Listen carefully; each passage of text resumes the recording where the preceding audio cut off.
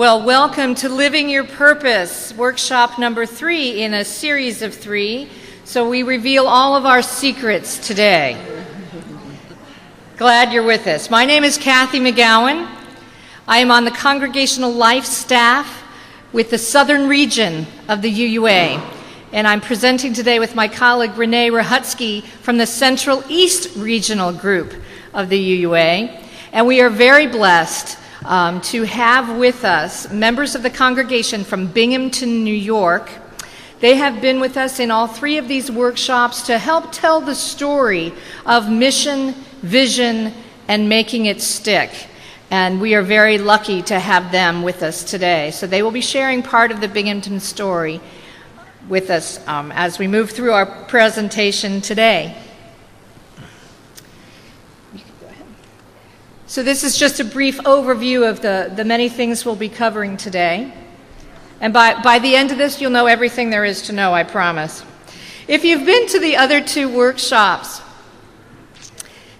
this is an image we've used in our other sessions as well. So this is the nesting bowls, or you can look at it like the layers of an onion, like the Russian dolls that you open when one is in need. So we encompass our values in everything that we do. In the creation of the mission, and then going further in, seeing the vision of who we want to be and what we want to become, and then taking it even further is to what our goals or our ends are. For those of you in policy governance, we use the language of ends, our end statement.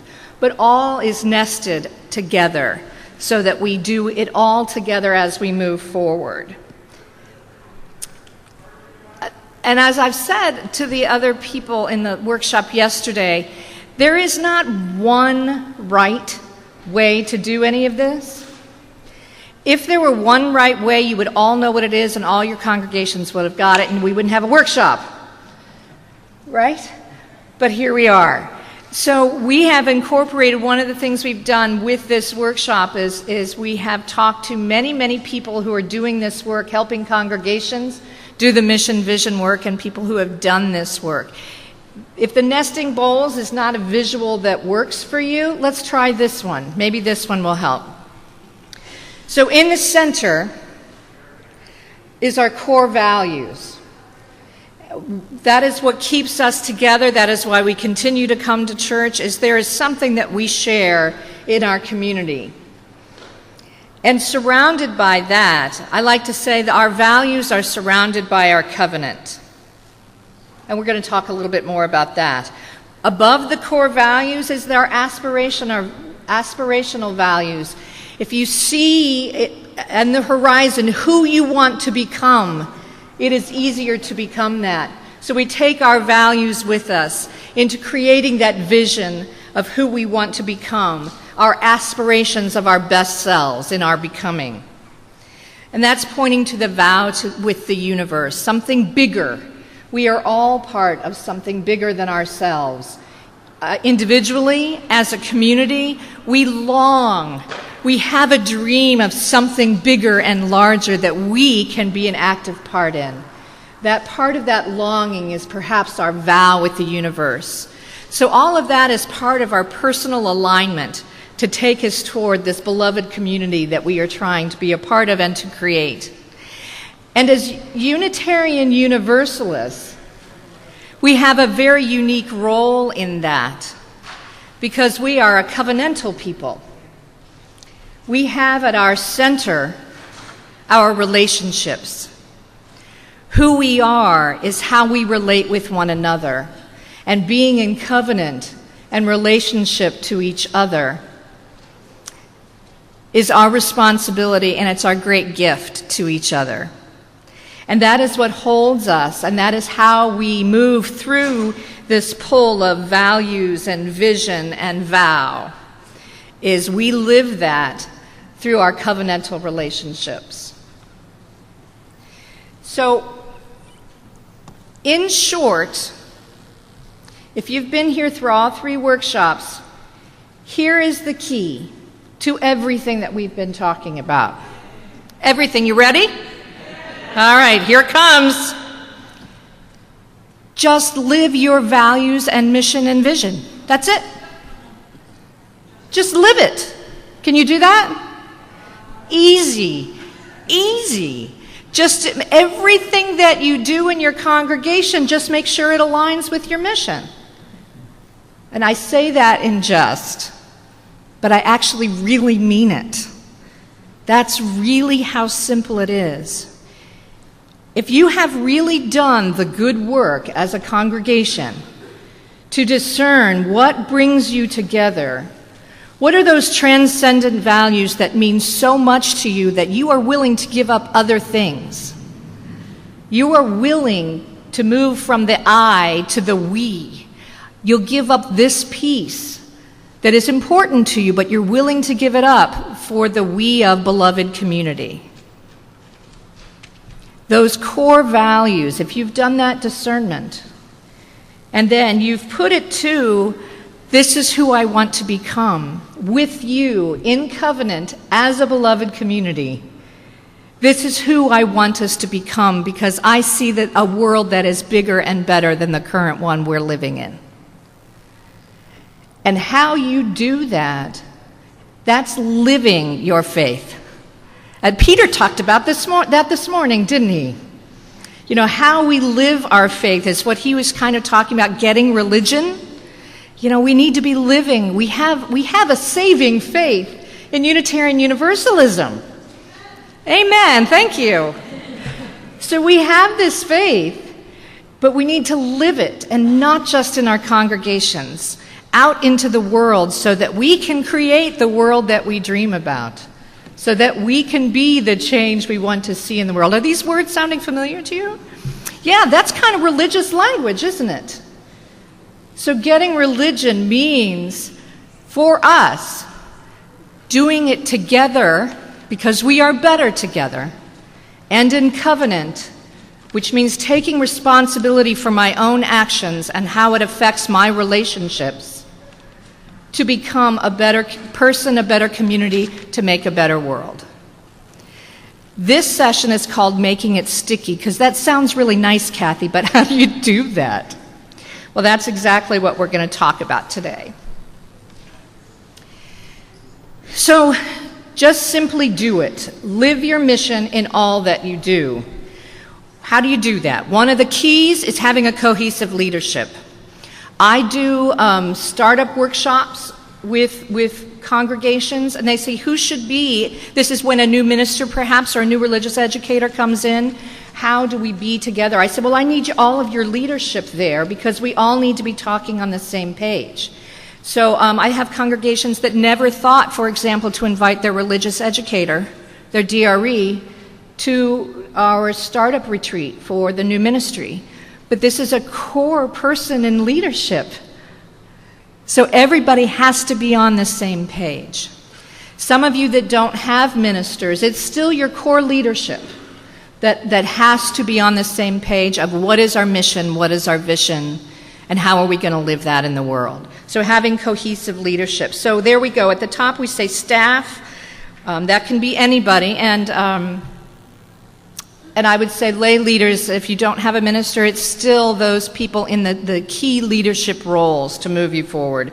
The governing body, for many, that is the president or moderator and the board. Your committee on shared ministry, your strategic planning. Committee on ministry also has the task of looking at how well we are living our mission and vision through our ministries. There is an assessment piece of how are we doing in all of our various ministries to live our mission. Committee chairs, team leaders, active members. So that's what we mean when we say leadership. Because you have to know what your mission is and your values are and your vision in order to say, now, how do we, as leaders in our group, do that? And the triangle, the pyramid here, is really one of the things I want to talk about that is key. And this is adapted from Patrick Lencioni's work. Many of you may know his Five Dysfunctions of a Team and The Advantage. Those are two books of his. And I think this is one of the keys to good leadership development, is really understanding this pyramid. And it's a pyramid specifically for a reason, is you really can't get to the next step until you have the first. So you notice that the very foundation of cohesive leadership is trust. I'm just going to say that one more time. The foundation to leadership is trust. So if you don't have that trust, you're not ready to move to the next step. Yesterday we talked a lot about readiness, so this is a crucial key point. And I put vulnerability-based trust there because in order to be trustworthy, you have to allow yourself to take a risk. And taking a risk means that you are putting yourself out there and willing to be vulnerable. And I think that we are, as Unitarian Universalists, we are in a great position to be and have vulnerable leadership because we are a covenantal faith. So I can say, I am willing to be vulnerable with you. Are you willing to be vulnerable with me? And we can agree to create an environment where we can be that together on this journey. So that is what I mean when I talk about vulnerability-based trust. The next tier of that is creative conflict. Here's another secret, y'all. Conflict is good. Can I get an amen? Conflict is actually good. It means something is happening in your congregation. If there's a conflict, people are engaged enough to disagree. How cool is that? And if you have cohesive leadership, the leaders and how they respond to that conflict is what catches us up. If leaders respond to anxiety with anxiety, everybody gets anxious and then we don't know what to do. And our fright and flight and freeze mechanisms come into play. But if you have leaders who are willing to hear the anxiety, see the conflict and say, I'm not going to take on your anxiousness, but I want to be with you. I promise to be in covenant with you and walk this journey and not walk away because we have conflict. I am willing to, thank you. Covenant enables us to stay at the table with each other. And though I have broken my vows 1,000 times, I'm going to come yet again, come back into relationship with you. And that can release all this creativity into the system. Well, if you feel that way and I feel that way and the data tells us this and we tried this and this was the result, maybe we need a new way of thinking. And maybe this isn't actually the problem.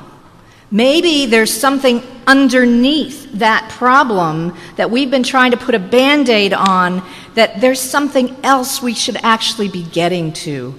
So maybe we're not asking that best question, which goes back to yesterday's workshop about asking big, good questions. Of maybe we're asking the wrong question. So rethinking and being vulnerable enough to say as a leader, I may not have been right. Unitarian Universalists admitting they might be wrong. Can we do it? Can you do it? That's vulnerability-based trust leadership. And saying, let's go back. Maybe our drawing is wrong. Let's draw a new picture. That's the creativity that can be unleashed with conflict. And then you go, I wanted to really focus there because once you've done that, once you've gotten there, these other things tend to come really well. Your commitment to the mission, being mutually accountable, not pointing the finger of, well, they, but mutually accountable and clear lines of accountability and responsibility so that you can achieve your goals, your ends, your aspirations toward that vow with the universe of your becoming the beloved community. Got it?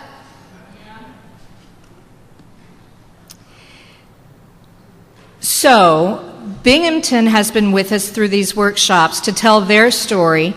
They were founded in 1890. They have about 220 members with 90 in RE.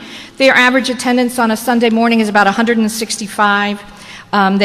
They settled their wonderful minister, Reverend Douglas Taylor, in 2003.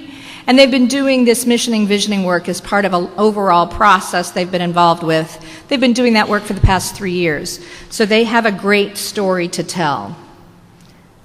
I'm going to turn it over.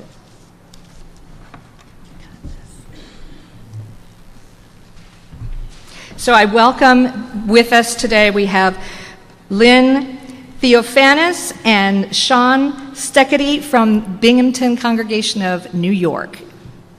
Shawn?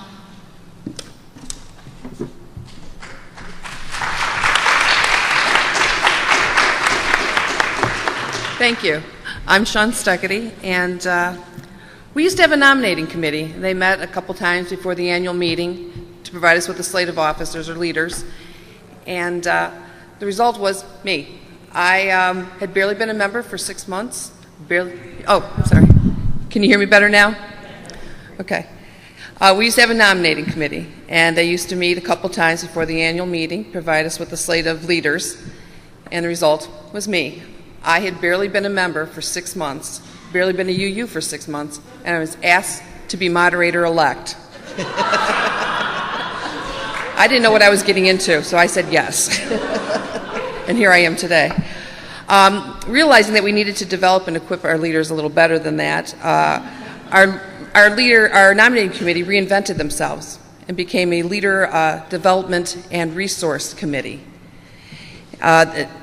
Their purpose then was to recognize potential leaders in our community and to provide them with training and some resources to develop them as leaders. They were promoting some internal training and doing some external training. By external training, I mean regional and district training events. They even provide scholarships for people to go to these if it becomes a hardship to go to the training. One very obvious result of this change was that we had a very strong slate of leaders this year with a broad range of skills and a depth of knowledge. And so we've taken what was really a task that was done once a year, frantically trying to find leaders to fill these positions, and made it an integral part of our governance. We are going to find leaders, we're going to develop them, and this makes our leadership cohesiveness sustainable. We also have sent teams to ALTI, UU Leadership Training Institute, for the last several years, and our Youth to Gold Mine. And now those people who had gone to ALTI, the alumni, are participating as trainers in the new hybrid ALTI. And so we're taking that cohesive leadership idea out to the greater UU community. By sending our youth out to Gold Mine, we've also invited them to our visioning sessions. And if you've been to the previous 2 sessions here, you'll know that UUCB really likes visioning. We vision for a lot of things. We vision for our congregational calendar every year. So we invite our youth in to those visioning sessions, and they participate. And so now we're starting our leadership training very early. Another thing that the leadership development or leader development committee is doing that we think is important is something we call institutional memory.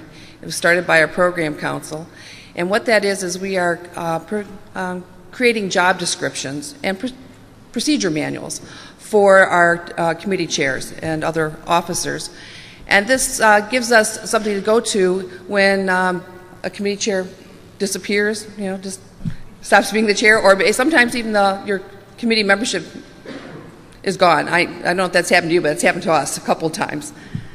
So by having those procedures and having those job descriptions, we don't have to reinvent the wheel. We can sort of pick up and keep going with the important work that we want to do. So thank you.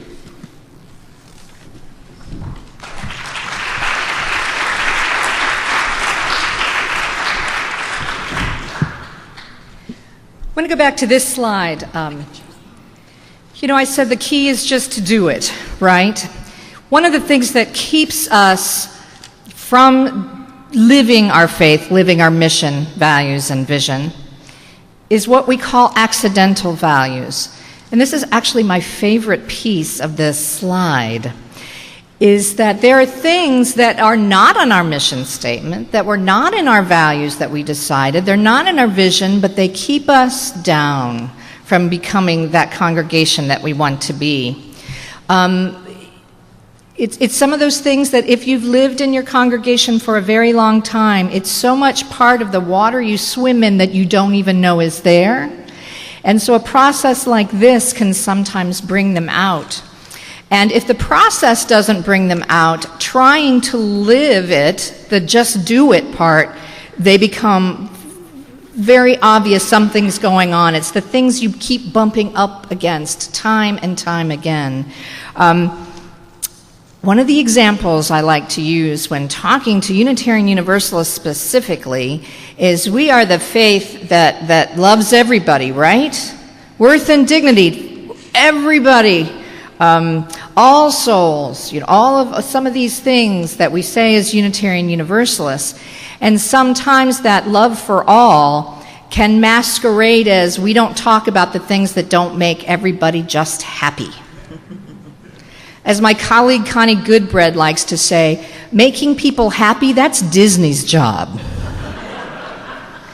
That really is. You want to be happy. That is not what congregations are about. We're here to change the world, right? Change people, change communities, change the world. We can't do that without that conflict thing. We can do it by being together, but if we pretend like there isn't anything going on, our accidental value of let's all hold hands and sing and ignore the conflict actually holds us down. Does that make sense about what an accidental value can do? In your congregations, there is probably one that is very different than the one I mentioned. But I mentioned that because Peter this morning talked about growing leaders, and part of growing leaders is letting the leaders lead. And this wanting everybody to get along and be happy holds us back as a faith because we do not let our leaders lead.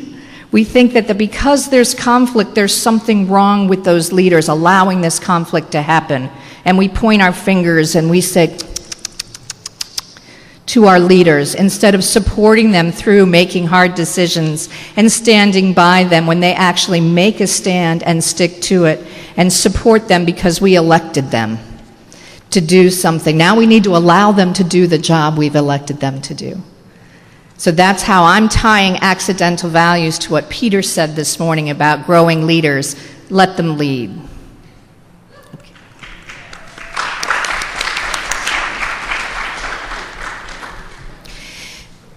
So as leaders, we need to understand that there are and always will be different levels of commitment. Commitment was on that pyramid. But there are different levels of commitment, and that's okay. I remember being a brand new DRE and really wanting everybody to work just as hard as I was working. It was real. I was like, if everybody just did what I'm doing, the church would be great. I was so young and naive. Well, not that young, but pretty naive. I needed a lot of leadership development because I needed to learn that there will always be people at different levels of commitment, and that's okay. That's really okay. It's what we do with those different levels of leadership that matters. This is a nice visual to explain that a little bit. I want to use that also to talk about communication, because how we communicate what we did in the mission work, the values work, the visioning work, how we communicate amongst ourselves and communicate it out to other people is really critical in the making it stick piece. There will be conversations that are in that first inner circle of staff that no one else is going to be privy to because there is a very unique role and a very, very high level of commitment, and this is their job. Right? And if they don't get it, they're going to lose that job because they got to get it. So there's going to be a lot of discussion that they won't expect volunteers to be involved with because you also have jobs and grandchildren and things to attend to. So they're going to have a lot of communication. Then you have a core, you know these people, they're probably you, that core committed people that just no matter what. We in the South like to call them elders, going back to the Cambridge platform. These are the elders of our faith who get it that life isn't dreamy and peachy, but will stay at the table and try to come back into covenant over and over again that you can count on. There's a level of communication there, and there's a level of communication from staff to these people and back and forth all the time regularly. Then you've got the people that belong. Do you know who those people are? They just belong. They're great, aren't they? And then we've got people who are curious, maybe, and interested. They come, then the next time they might come with someone, then you don't see that partner again, but they come back. They're interested, not sure, curious.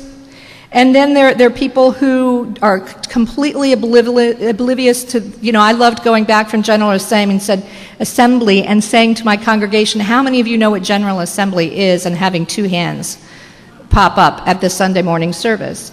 They're oblivious, and that's okay too. That's really okay. But how we communicate to that visitor or that person who doesn't know, doesn't care, just wants their sanctuary away from the world, how you communicate to that person and how you communicate to the leadership circle are different ways of communication. That seems obvious now that I say it, right? It's not obvious when you're in the middle of being a leader trying to communicate well. And I think we heard yesterday from Binghamton about some of that communication and how there's a disconnect. I've probably said enough about this slide. I think you get what I'm talking about. We are now going to hear a little bit more of the Binghamton story about their communication. Hello again. So this is our new logo. Isn't it pretty? Yeah. It's really new. In all the changes we've been going through, one of the other changes that we had is we now have a Technology and Communications Committee. And this logo is one of the things that they did for us. We decided that we needed to have a UUCB face, one that's the same, so that when someone sees it, they know this is UUCB. This is Unitarian Universalist Congregation of Binghamton. And so we were lucky enough to have a woman on that technology committee who was an expert in branding and logos. And this is after she talked to the leadership and after many discussions, she went back and this is what she created for us. And so this is now going to be our face. This is going to be on all of the communications that go out into the community so that people say, oh, there's a big hospital next door to us. And people are always saying, oh, it's a church next door to the hospital. I'm looking forward to the day when they say, oh, it's a hospital next door to the UU church. We also decided that we needed to handle social networking or social media because that's a big part of our lives these days. And we had a Facebook page, and that Facebook page was an open group, and there was discussions that went on there. People announced events, propaganda for their favorite causes. Well, we needed something for the public to see us. And not that discussion group wasn't what we wanted them to identify as us. So our technology people also got together, and we have a Facebook page now. And that Facebook page is our face on Facebook to the public, to the greater community. And it has events that they can be invited into, and it has information about why we're such a great place. There's some testimonials out there. So, and then we still have our group page, and we still have our discussions, but it's a closed group page now, and it has some moderators, so they kind of watch the content, and you can join it if you're a friend or a member, but it's not everybody can go and see it. So that's sort of our internal communication with each other, and our page is our external communication with the community.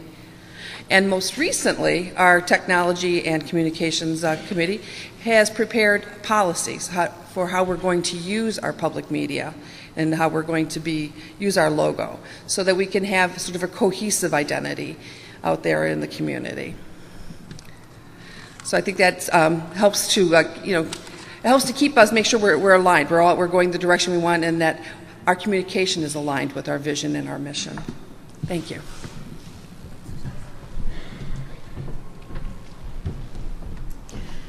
Since we're talking about making it stick, we want to give you a chance to practice what it might be like to make it stick. So we're going to do a little exercise. You with me? Yes. All right, awesome. So you're going to divide I'm going to give you all the instructions first, and then you're going to do it. So hang with me for a second. You're going to divide yourselves into groups that you're going to do this with. It's a group of 3. And when you get together in your group, just kind of do self-group up. And when you get together in your group, you're going to quickly make a decision. Each of you are going to have a role to play in this exercise. So one person is going to be the greeter, one is going to be the buildings and grounds chair, and one is going to be the worship leader. So very quickly, just divide yourselves up. And we're going to pretend that you are part of Harmony Church. Hang on, hang with me. I said we're going to listen first. Okay. So you're part of Harmony Church. You're one of those roles, and your mission is Love Reaches Out. Sound familiar? Yeah. All right. So now you're going to decide how your committee group, what you do is living the mission of Love Reaches Out. Questions about that before we group up? All right, so the 3 of you are going to talk about your individual role and how you're going to, committee or group is going to live out Love Reaches Out. And then I will ask you to come back into the larger group, and we're going to share just a teeny little bit. So you'll have about 7 minutes in your groups of 3. Go. Once we start talking to each other, we just don't want to stop. Isn't that wonderful? You know, we love to talk about deep things with one another, and we just don't do it enough. So I appreciate how difficult it is to come back out of that small group. Thank you for doing it, though. All right, so we have a few minutes to now that was just a little taste, I know. But we have a few minutes to share what that was like. How was it? Just kind of give me some sort of sign. So did it feel good to have something to hang on to when talking about this stuff? Yeah, that's the simple piece. Remember I told you it's simple, just do it. It's not simple, but yet it's that simple. Because now you have something to grab onto to move forward. So I want just a couple people to share. So I want one greeter, one buildings and grounds, and one worship person. And there's a microphone there. So if somebody feels like you had an aha or you had something meaningful that really came out of this, let's hear from the greeters first. Can we have a greeter share what that was like for them? Their microphone's right at the center. Actually, I wasn't the greeter, but she was too shy to come up, so I will. We decided that greeters, as someone coming in, you have the first contact. Sometimes after the service, the minister receives people going out, sometimes they don't. So we thought that maybe if the greeter were there after the service, if newcomers happen to see them and recognize them, they might say something about the service that otherwise would not be captured.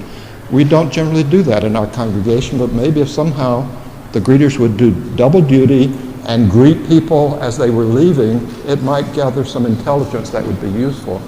If the speaker, if they're negative about it, they might tell the greeter, but they won't tell the speaker. If they're positive, they will tell the speaker. So just an idea to take home, because I think it might... Love reaches out. Woo!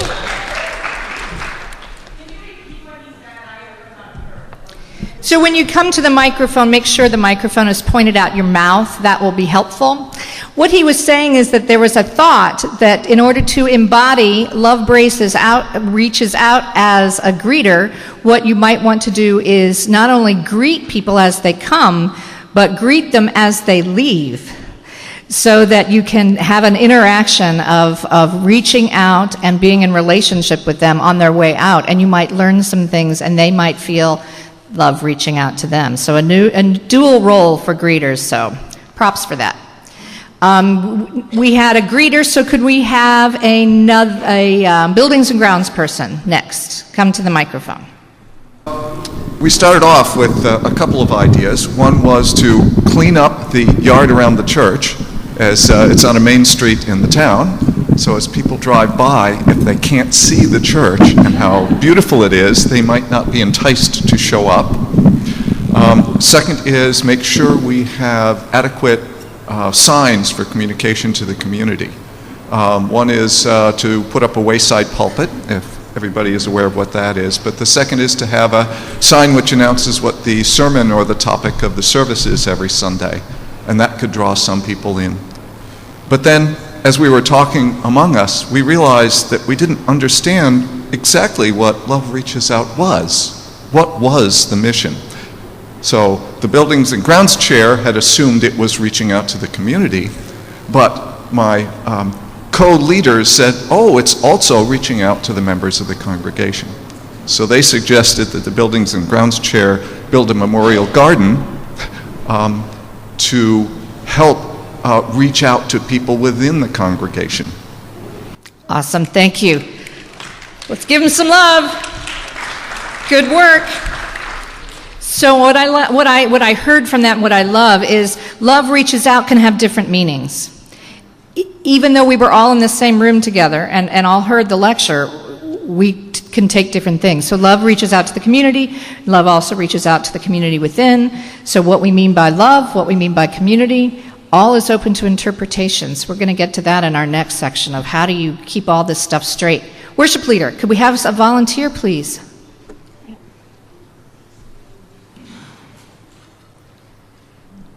We talked about having Bring a Friend Sunday service, where we would ask congregants to bring friends who, when they talked to them about Unitarian Universalism, were actually seemed interested and maybe ask them questions.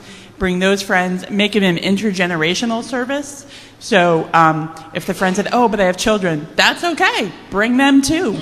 And let them know that there are going to be a lot of visitors at that service today, so they won't be singled out as the only visitor. There will be other newcomers there as well. Awesome, thank you. Sure. Let's give them some love.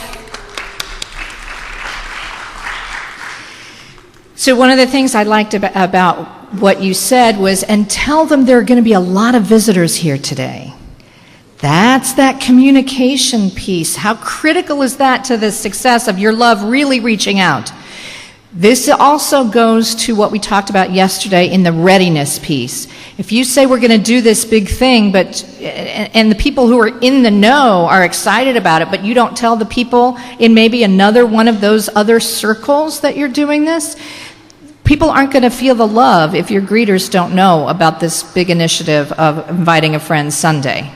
Right? They're not going to know that maybe you need 2 or 3 or 4 greeters today.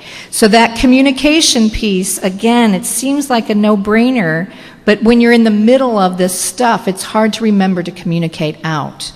So well done, you all. Well done. I'm going to now turn it over to Renee Ruchotzke. So I'm going to be talking about how to help you keep your mission and vision sticky. There's a book out there called Sticky Church. This is where we got the term from. But it's the idea of how you can really inject the mission into your DNA and help your vision to provide alignment for all of the leaders in your congregation. Part of what I want to share with you is this great quote from Andy Stanley. He's a mega church pastor and does a lot of stuff on leadership.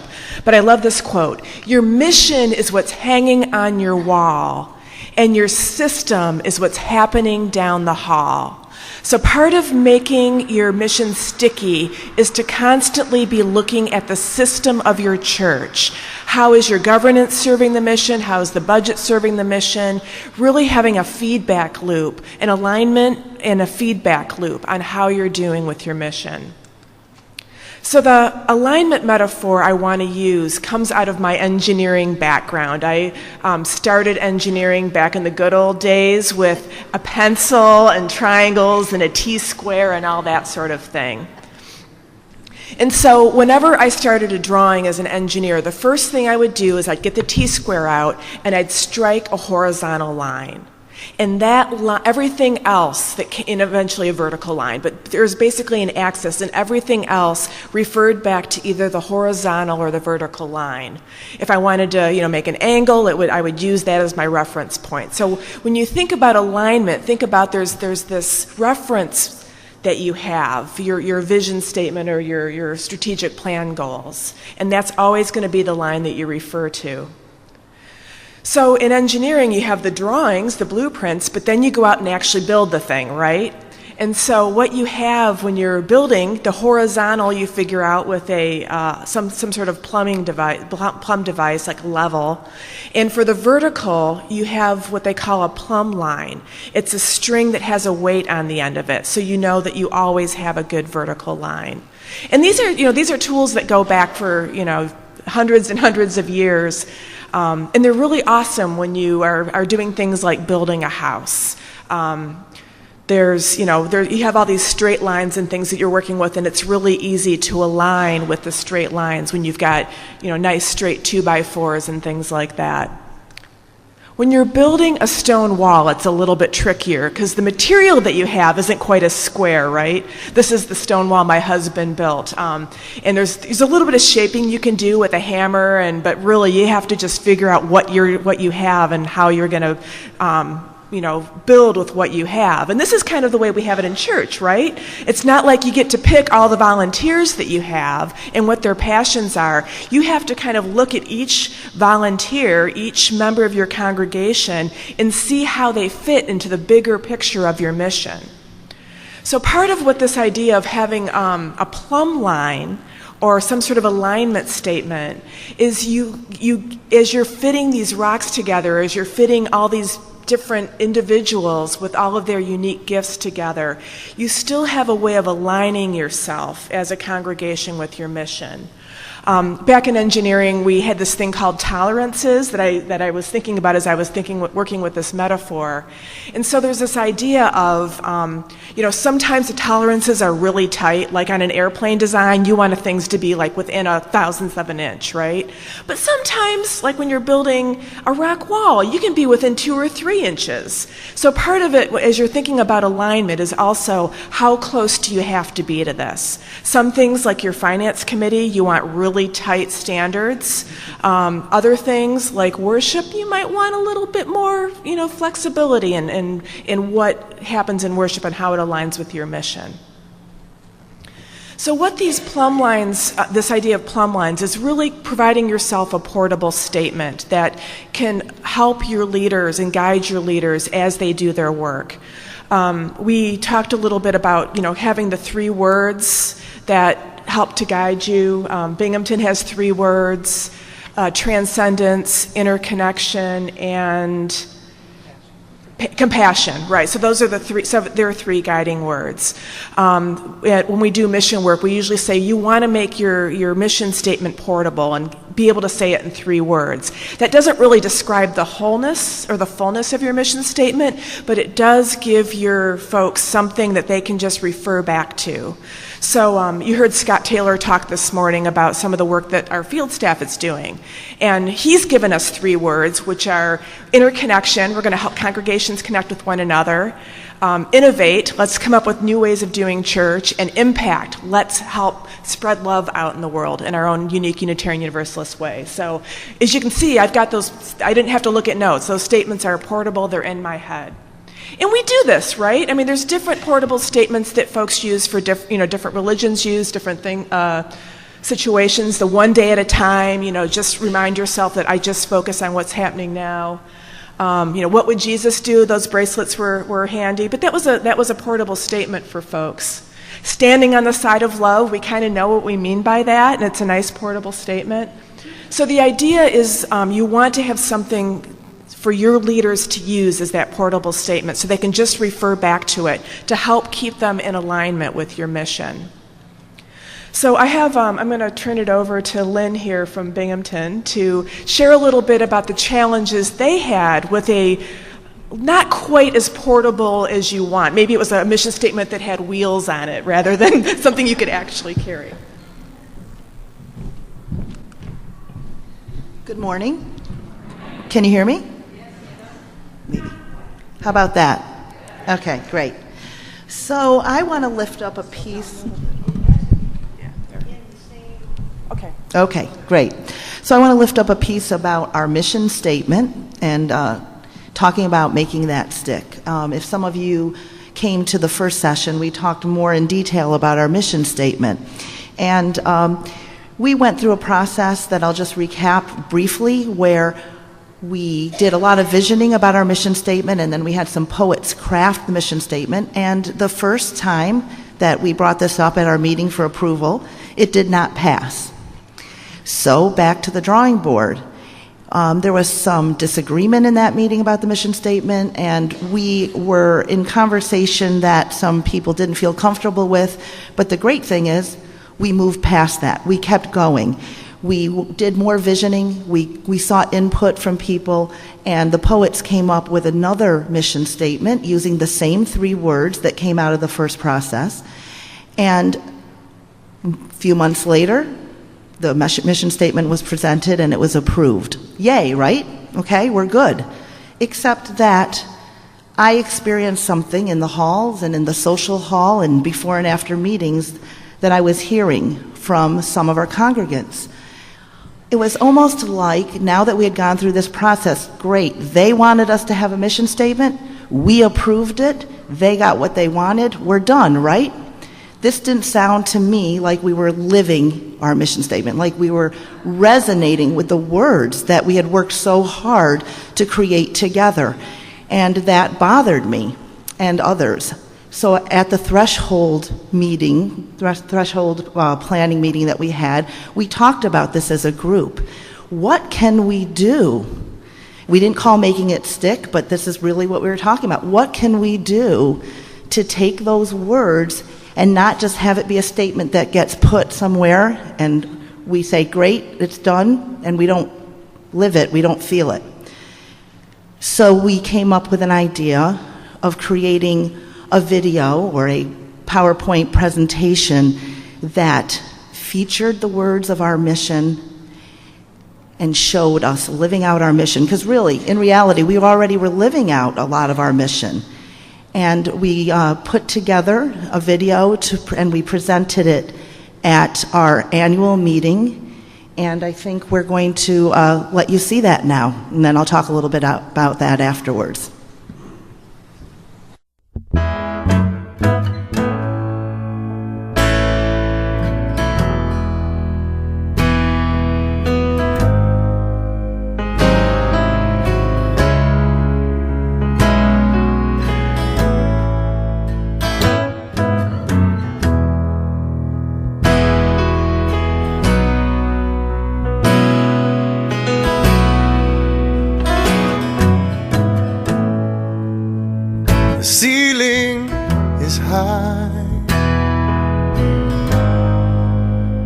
soul rise up to the angels who teach you to fly.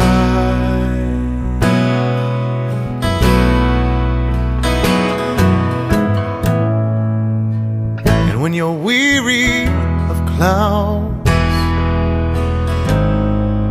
it helps you back down and welcomes you home to this hallowed ground. It's gilded in gold, gilded in rust, for heaven below and heaven above, the heaven we know here in this world, here in our holy church of the earth.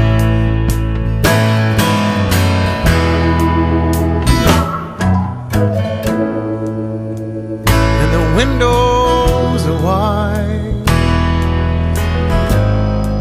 so darkness and light, mystery and beauty meet you inside.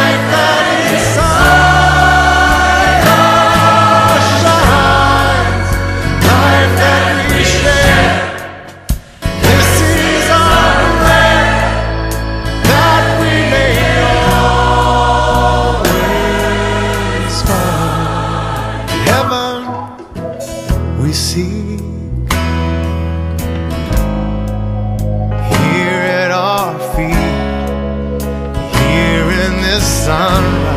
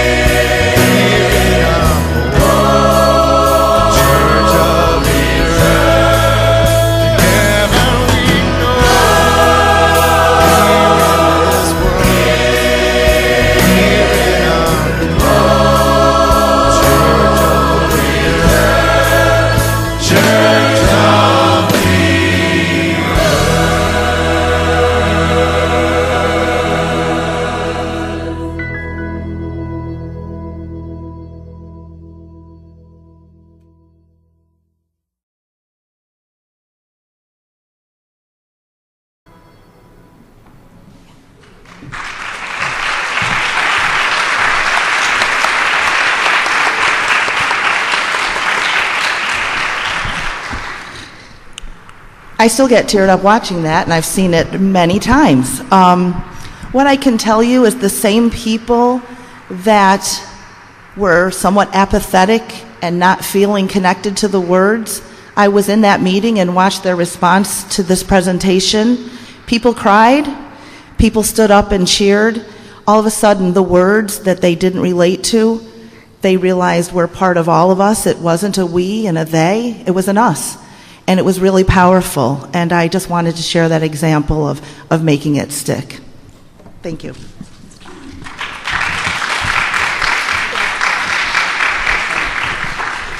So again, there's this idea of your mission is what's hanging on the wall, and your system is what's happening down the hall. So I love this story about the video is because the system was already happening down the hall, but in this case, they had to connect the mission to it.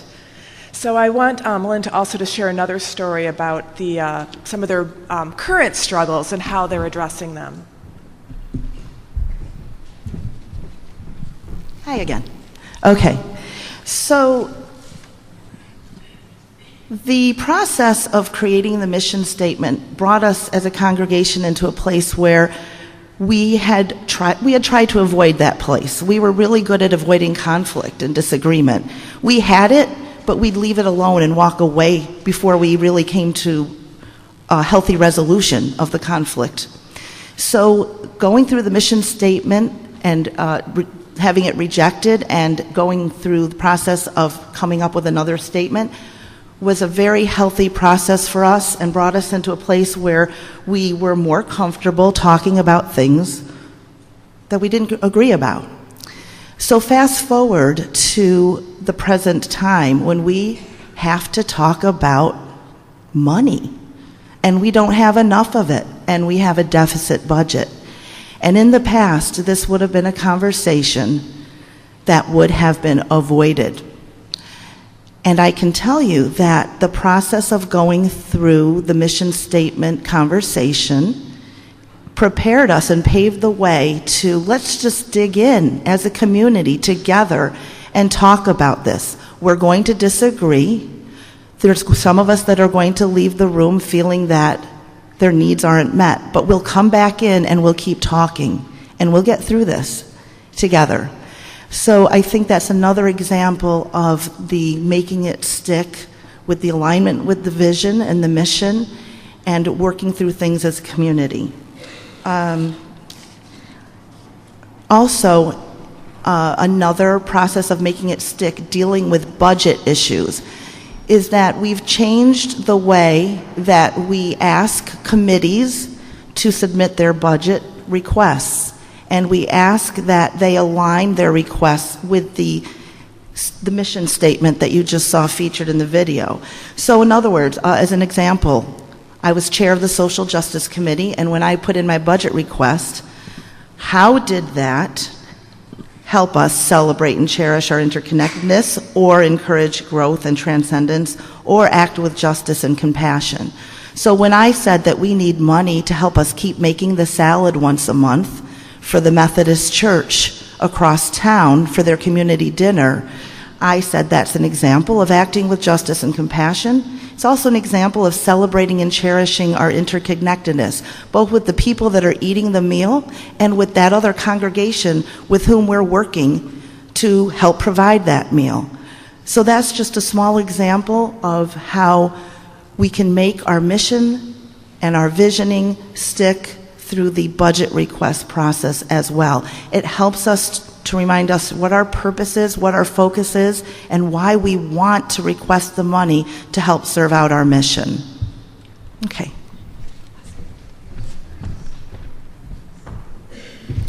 So I'm going to give you just a little snippet of some the idea of how to do assessments, why to do assessments. So part of it is part of the job about paying attention to your system is finding ways to help your system reflect upon itself. And usually that's done at the staff level and at the board level, where you, once a year, you retreat, you go on a retreat, you reflect about where you are, you reflect on your mission, you set goals for the upcoming year, you set action plans in place, maybe invite your committees to do the same.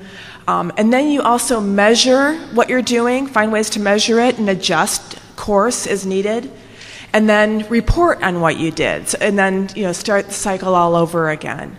So this is basic reflection stuff. We do this individually, right, in our own processes of, put my hand on the stove, it's hot, ow, I learned something, I'm not going to do that next time. We need to do, it's a little more complicated to do that as an institution or a system. I want to focus a little bit on the measure adjust piece, because this is the piece that can have a lot of anxiety embedded in it, and I want to invite us, using the example of Binghamton, but also other healthy examples of how do we measure, how do we assess, how do we adjust when things maybe don't go as well as we hope they will. So the thing about measurement is it's not to be used to prove value as a supervisory tool.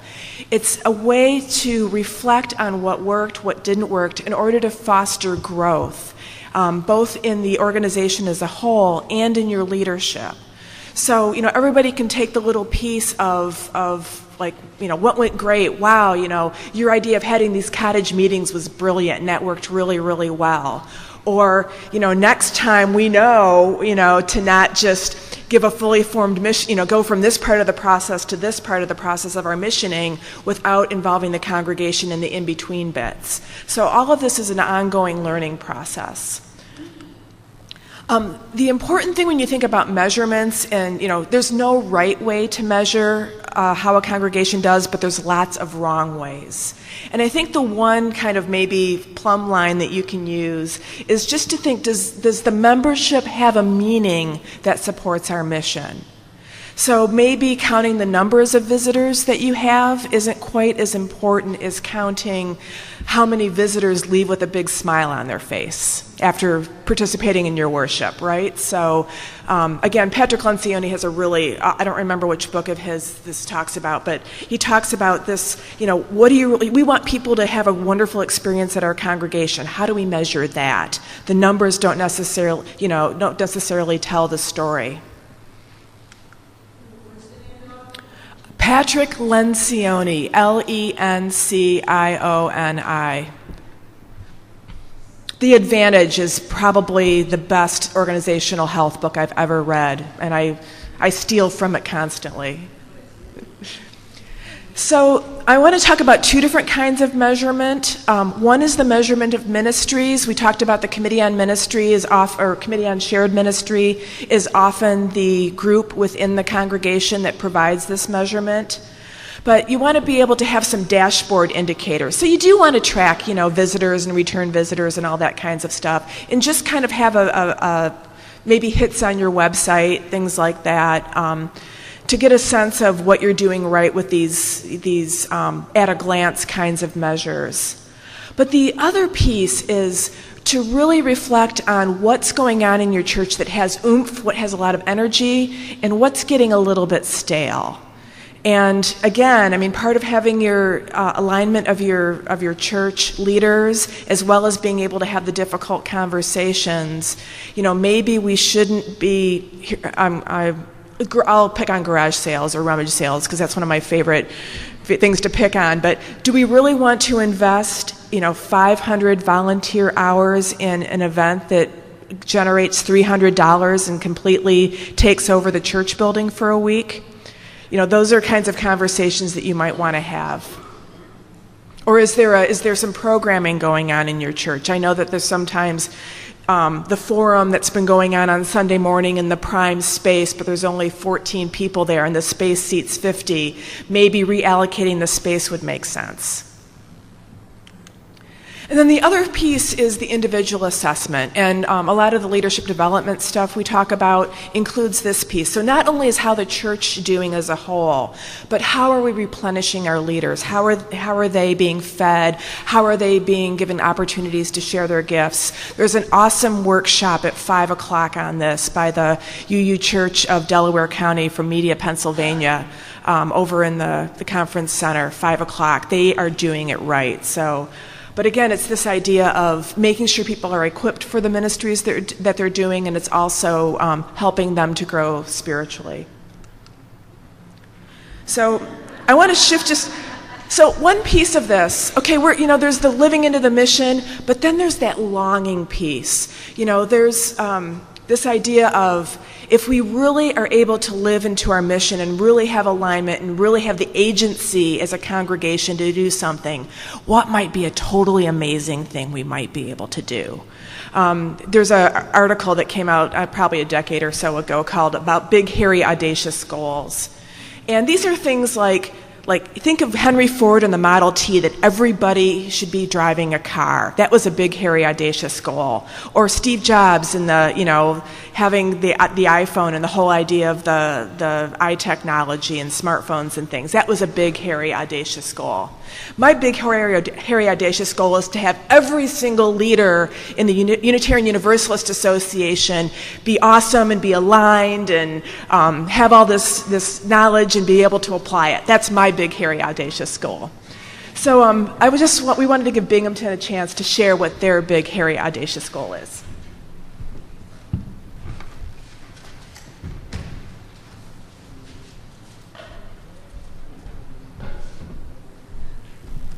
So it's not necessarily a big, hairy, audacious goal that we all have as a congregation just yet. It's something that's just been people are starting to talk about. In our long-range plan and in our visioning, we have talked quite a bit about outreach, and we've talked quite a bit about space. And so the idea of a satellite location has come up. And whether that satellite location would be in our downtown area, allowing us to have some outreach to maybe our college community. We have 3 colleges nearby. Or just a place to give us some more space, or a place that's more convenient for some of our congregants. So that conversation's been happening, and it's been happening in some of the visioning, and it's been happening just in little corners here or there. And then more recently, and by more recently I mean in the last week, and this might even be a surprise to Douglas, our minister. Okay, how's that? So more recently, like I said, in the last week, there's been this idea of a multi-site church. It's been come up in some of the things here this week, and it's come up on the UUA media, and there's been some at restaurants and over the internet discussion about maybe partnering up with another smaller congregation and that needs some help or needs some support and needs some resources. So that's the big, hairy, audacious idea that seems to be percolating with us. What are we going to do? How are we going to grow? Are we going to? We want to grow. Are we going to grow in sites? Are we going to go with this idea of a multi-site church that seems to be working for some people? And it's so audacious that it means brand new. So I think we're going to be exploring that. We definitely have to explore space. So why not explore that idea? So, like I said, I can see Douglas back there with his head up now.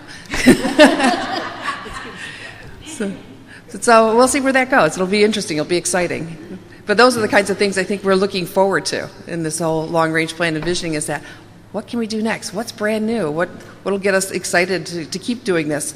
And does it fit? Does it fit with our mission? Does it fit with our vision? Does it fit with our core goals? So I'm excited. We'll see where it goes.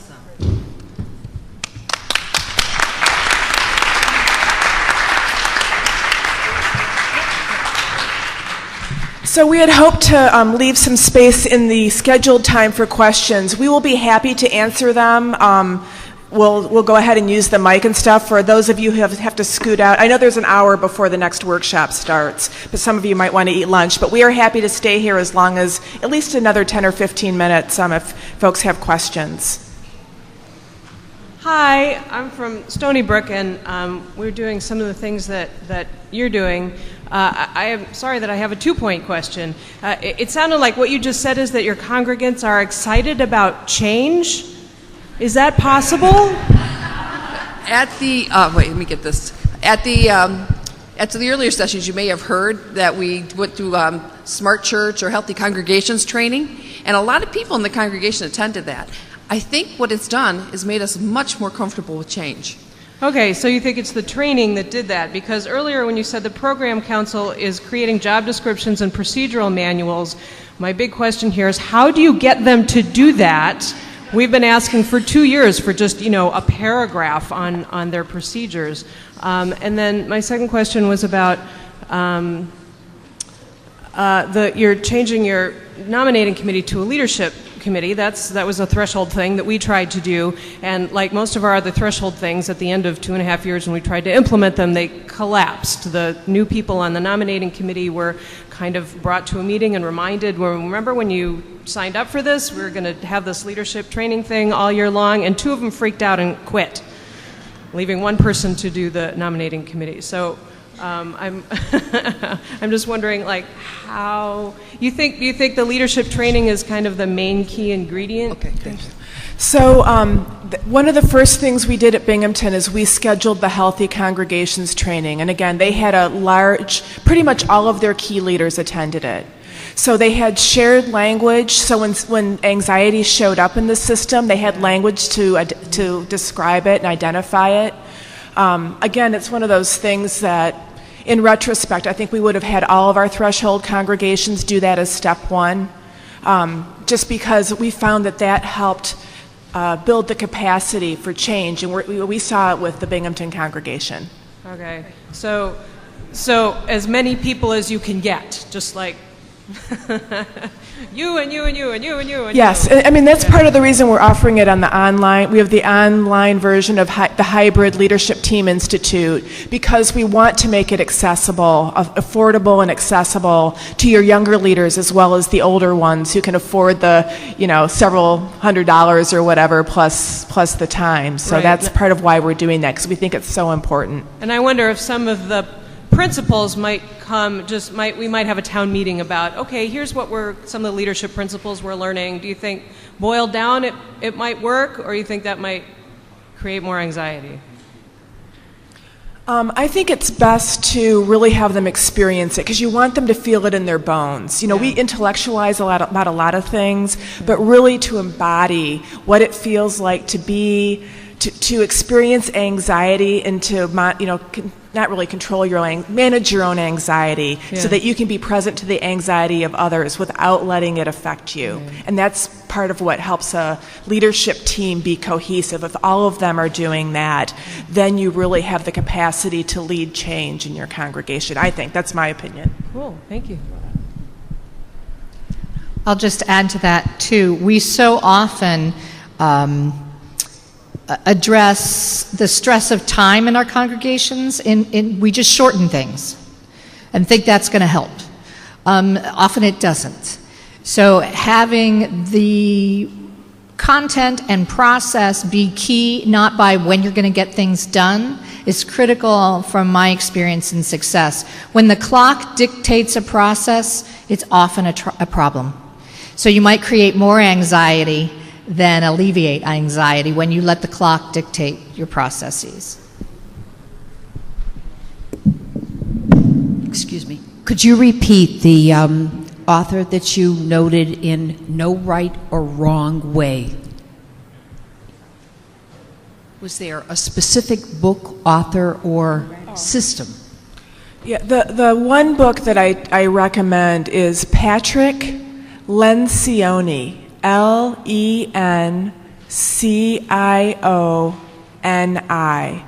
And his most recent book is called The Advantage: Why Organizational Health Trumps Everything. Why organizational health trumps, as in like trump card, trumps everything. I should be getting a cut because I'm... I had a board lunch to get to. Might that book be available in the UUA bookstore? It is not yet. Mention it to Rose. I've given it to her on the list. But, you know, I mean, it's available on Amazon, Kindle, all that stuff. I was very interested in watching, very receptive, very encouraged, watching how to make the mission sticky, and alignment. But I'm wondering, where did the vision come in on that? Are you trying to make it stick too? And is your alignment up through your vision statement to the mission statement? Our mission statement, the alignment is up through to the vision statement. We started with our mission statement. And one of the things we didn't talk about is in between our mission statement and our vision statement is we also had developed a behavioral covenant for the congregation. You also what? Developed a behavioral covenant for the congregation. Yeah, so it's really been a sort of a three-step process. Uh-huh. And Jeff can correct me if I go astray here, but we didn't intend, I think, at the outset for our vision statement to be totally, you know, we didn't say take the mission statement and this is how we build our vision statement. But because we were already living into it, it did. Our vision statement is in alignment with our mission statement. And our mission statement's new. It's brand new for us. It's just a vision statement. Seeing you make the portable mission statement, but you don't have to make the vision statement portable. No, because it's new. We haven't. We haven't actually even voted on our vision statement. Oh, okay. It was brand new this year. Okay. So we'll have to work on something to make it portable. Yes. Okay. So the portable, I mean, you could make either one portable, but the mission statement is to help articulate who you are, your core values. Mm-hmm. And so when someone walks through the door, you want them to have a sense of who you are, because maybe you're not the right faith community for them. You know, putting that out, you know, it's like a dating service. You really want to put your true self on the dating service, not the person you hope to be. Mm-hmm. But the aspirational values the alignment is how you plan and set goals. So you sort of know who you are, but who you aspire to be, you want to set goals in alignment with that. So that with the vision. With the vision. I mean, the mission kind of both things need to be portable. They should connect. Yeah, both things need to be portable, but they serve different functions. Okay, thank you. So thank you all for sticking it out a little bit longer. Enjoy your lunch. And again, these will be online by the end of summer, if not sooner.